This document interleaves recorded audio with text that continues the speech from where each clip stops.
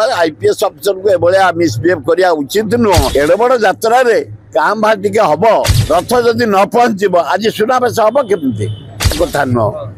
जेहेतु रथ दिन बढ़ाला 8:30 बेले आ बाहुडारे तो बेसी लोक नथांती आम अंचल लोक आज बहु लोक हे पृथ्वीर बहु लोक देखिए सुनावेश आज बहुत लोक हे कालीर 3 गुण लोक आज हे तेणु रथ जदि न पहुँचब आज सुनावेश हम केमती बहुबार राति रथ जाए राति 10टा 11टा 3 रथ पहुँच जाइए।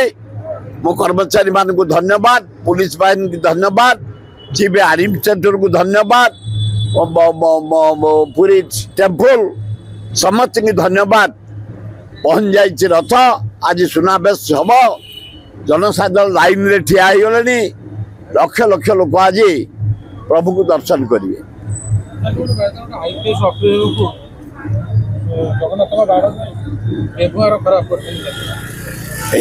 एत लोक कौटी क्या कौन टे बाहरी पड़ता ता भर आपस समाधान करदे आईपीएस अफिसर को एभलिया मिसबिहेव करिया उचित नुह।